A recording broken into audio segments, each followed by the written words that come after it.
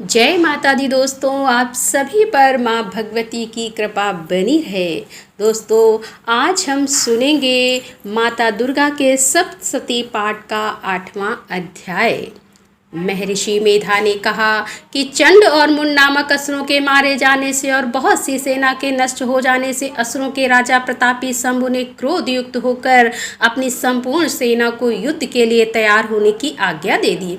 उसने कहा कि अब उदयुक्त नामक 86 असुर सेनापति अपनी सेनाओं के साथ युद्ध के लिए जाएं और कंबु नामक 84 सेनापति भी युद्ध के लिए जाएं और कोटवीर नामक 50 सेनापति और धम्रकुल नामक के 100 सेनापति प्रस्थान करें।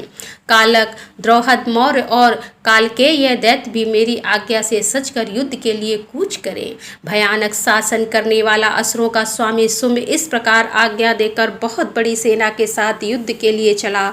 उसकी सेना को अपनी ओर आता देखकर चंडिका ने अपनी धनुष की टंकार से पृथ्वी और आकाश के बीच का भाग गुजा दिया।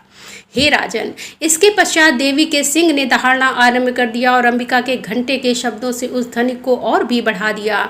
धनुष की टंकार, शेर की दहाड़ और घंटे के सबसे पृथ्वी और आकाश के बीच का भाग गूंज उठा और इसके साथ ही देवी ने अपने मुख और भी भयानक बना लिया।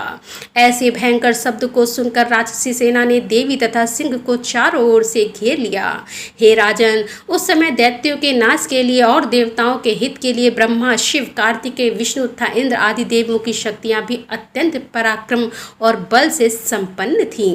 उनके शरीर से निकलकर उसी रूप में चंडिका देवी के पास गई। जिस देवता का जैसा रूप था, जैसे आभूषण थे और जैसा वाहन था, वैसा ही रूप, आभूषण और वाहन लेकर उन देवताओं की शक्तियां दैत्यों से युद्ध करने के लिए आईं।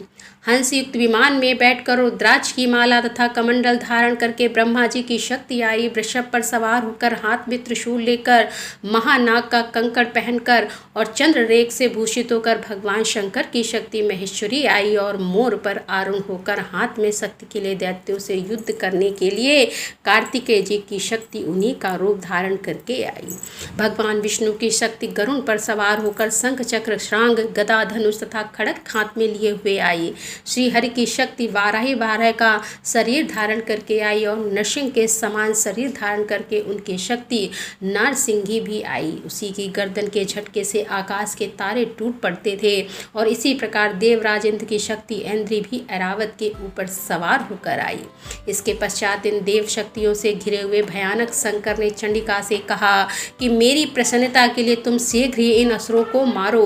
इसके पश्चात देवी के शरीर में से अत्यंत उग्र रूप वाली और सैकड़ों गीदड़ियों के समान आवाज करने वाली चंडिका शक्ति प्रकट हुई।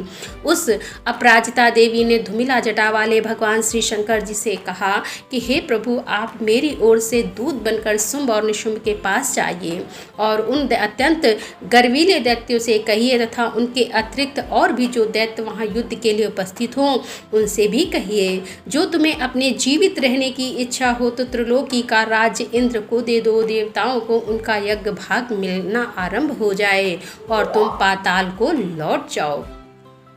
किंतु यदि बल के गर्व से तुम्हारी लड़ने की इच्छा हो तो फिर आ जाओ और तुम्हारी माँ से मेरी योगनियाँ तृप्त होंगी। चूँकि उस देवी ने भगवान शंकर को दूत के कार्य से नियुक्त किया था, इसीलिए वह संसार में शिव द्युति के नाम से विख्यात हुई।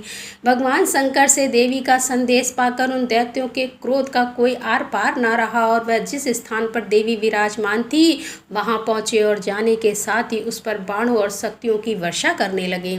देवी ने उनके फेंके हुए बाणों, शक्तियों, त्रिशूल और फरसों को अपने बाणों से काट डाला और काली देवी उस देवी के साथ आगे खड़ी होकर शत्रुओं को त्रिशूल से विदीर्ण करने लगी और खटक वांग से कुचलने लगी। ब्राह्मणी जिस तरफ दौड़ती थी उसी तरफ अपने कमंडल का जल छिड़ककर दैत्यों के वीर व बल को नष्ट कर देती थी और इसी प्रकार महेश्वरी त्रिशूल से वैष्णवी चक्र और अत्यंत कोप वाली कौमारी शक्ति द्वारा असुरों को मार रही थी और ऐन्द्री के बाजू के प्रहार से सैकड़ों दैत्य रक्त की नदियां बहाते हुए पृथ्वी पर सो गए।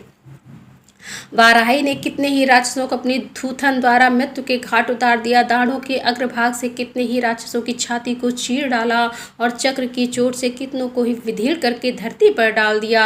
बड़े बड़े राक्षसों को नारसिंही ने अपने नखों से विधीड़ करके भक्षण कर रही थी और सिंहनाद से चारों दिशाओं को गुजाती हुई रणभूमि में विचर रही थी।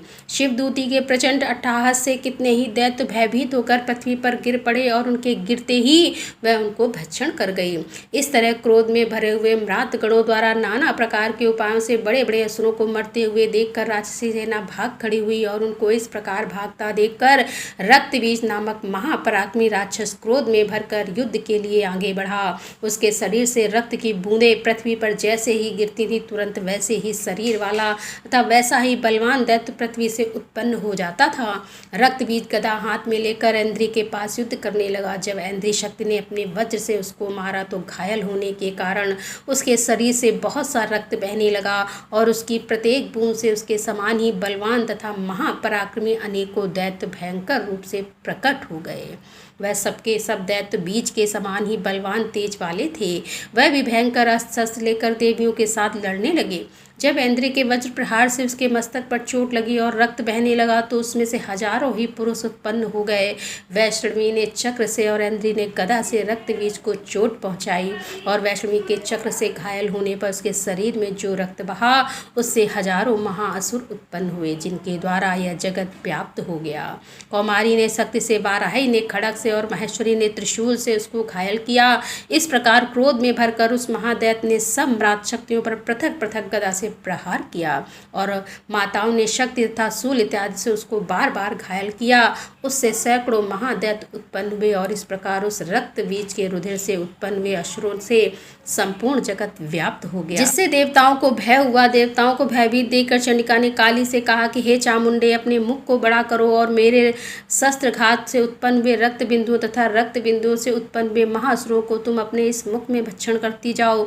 इस प्रकार रक्त बिंदुओं से उत्पन्न हुए महादैत्यों को भक्षण करती हुई तुम रणभूमि में विचरो। इस प्रकार रक्त क्षीण होने से यह दैत्य नष्ट हो जाएगा। तुम्हारे भक्षण करने के कारण अन्य दैत्य नहीं होंगे।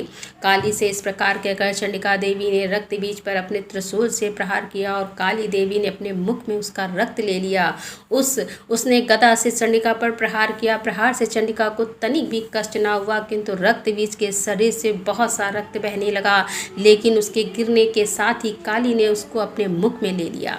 काली के मुख में उस रक्त से जो असुर उत्पन्न हुए उनको उसने भक्षण कर लिया और रक्त को पीती गई।